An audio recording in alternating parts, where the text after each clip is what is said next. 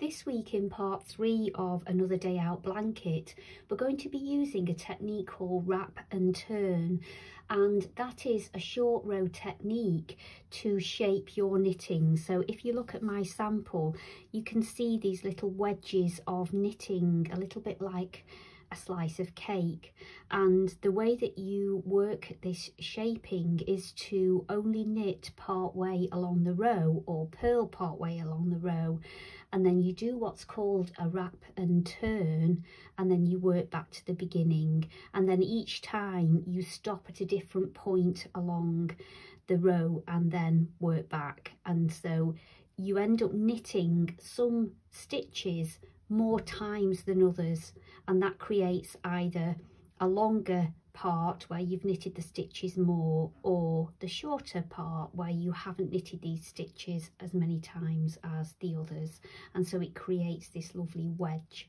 It's a really nice technique, and what I'm going to show you is the way that I do a wrap and turn so that you don't get any visible sign of the wrap and turn on your knitting once you've finished.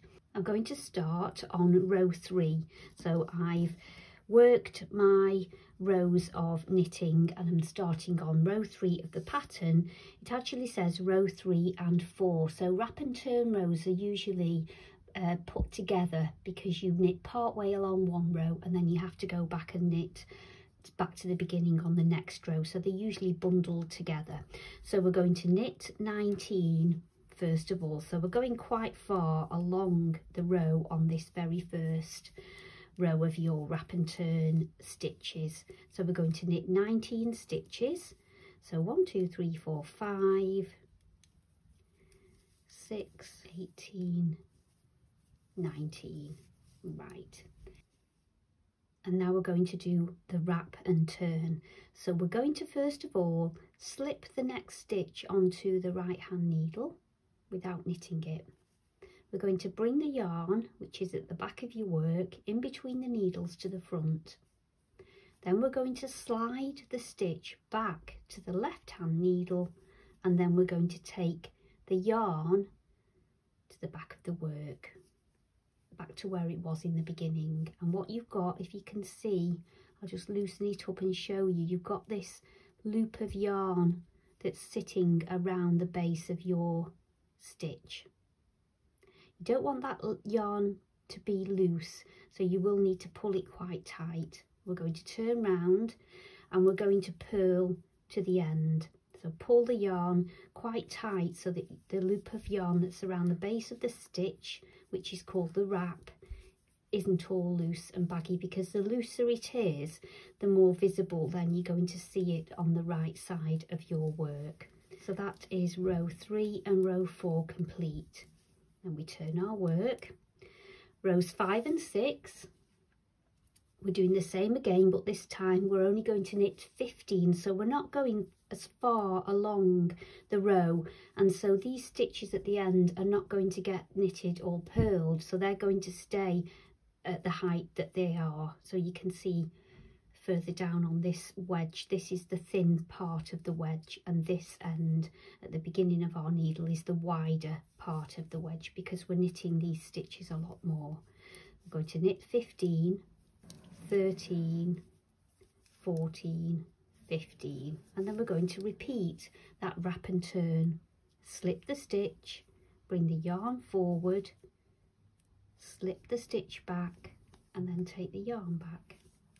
Then turn your work and then pull the yarn to make it nice and tight, and then purl to the end of the row. And then we're going to turn, and you can see already that we're getting this lovely wedge shape in your knitting. Now the next rows, row 7 and 8, we're going to knit 9, so even less this time. 1 2 9. We're going to wrap and turn the next stitch. So slip the stitch, bring the yarn forward, slip it back, take the yarn back and turn. Pull the yarn tight and then purl to the end. And then on this very last row, we are only doing knit 4 wrap and turn. 1 2, 3, 4, slip, yarn forward, slip, yarn back, turn, pull tight and pull to the end. And there you have completed your wrap and turn rows, and what you'll see on your knitting is little gaps where you have performed the wrap and turn technique, because that little wrap is pulling that stitch a little bit tight, so it's leaving this little hole. Now what we're going to do on the next row is we're going to pick up the wraps that are around the base of those stitches, and you'll be able to see them when you come to them because you'll hit this gap. So now we are going to knit to the end. This is row 11, working all wrapped stitches together with the wraps. So now we're just going to carry on and knit up to that wrapped stitch, and when you reach it you'll be able to see it because it's in front of the big gap, and also it has this horizontal bar at the base of the stitch. We're going to insert the right needle into that horizontal bar and then into the stitch on the needle, and then you're going to bring the left needle just into the front of the stitches so that you can knit them together. It's the same as a knit two together through the back loop actually, once you've got to that point. So let's go to the next stitch, give it a tug, don't forget, because we want to keep that stitch as tight as possible. Go to the next one. So one stitch before the gap, you can see the gap quite visibly. Insert the right needle into the front loop of the wrap stitch. Insert the needle into the stitch on the left needle just like you normally would as if you were going to knit, and then pop the left needle into the front of those two stitches like a knit two together through back loop, and then knit them together. And then we're going to carry on to the next one. I'll just show you all of them and then you don't have to rewind and watch it again. We're going to go into the front of the wrap, into the front of the wrapped stitch, pop the left needle back through those two stitches and then knit them together. And what that does is it places the stitches on the needles in the correct way so that it's barely visible on the front, and these stitches on the front are not twisted in any way, and you don't really see where you've done the wrap. And that is the knitted wrap and turn stitch. So the next thing to do is to knit 4 rows.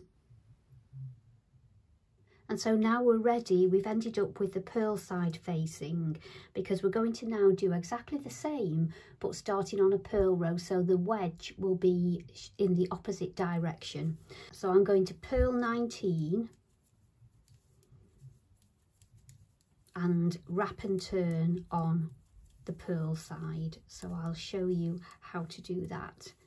When I've knitted 19 stitches, 2, 4, 6, 8, 9, 18, 19. So I've purled 19, and then again we slip the stitch first, take the yarn to the back, slip the stitch back to the left hand needle, bring the yarn to the front of your work and then turn, and your yarn's at the back then ready to knit to the end on the next row. Pull the yarn tight and knit all the way to the end. So now we're going to purl 15, 14, 15. So we've purled 15 and now we're going to do the wrap and turn. Slip the stitch to the right needle, take the yarn back, slip the stitch to the left needle, bring the yarn forward, turn your work, give the yarn a little tug and knit all the way back. So again, just like before, we're going to have these wrapped stitches and the visible holes that you've made. Now we're going to pick those wraps up along the next row, and this is just ever so slightly different because we're on a purl row. So I'll show you how to pick up those wraps. So we've purled to the stitch that's being wrapped. You're going to insert your right needle into the back loop of the stitch and just pop it onto the left needle and then purl them together, just like you normally do when you do a purl two together. Pull tight and then purl to the next stitch that's wrapped. Pick up this loop at the back of the loop, pop it onto the left needle and then purl those together. And then purl to the next wrap. This is a little bit easier actually on the purl side. From the back, pop it onto the left needle and then purl them together.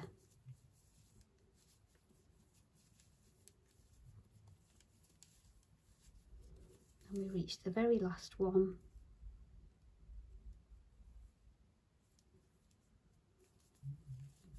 Purl two together and then purl to the end of the row. And that should give you a really nice, neat finish. And can you see? You can barely see where you've done those wrap and turns. There's no holes and there's no twisted stitches. And that's how you do the wrap and turn on the knit side and the wrap and turn on the purl side.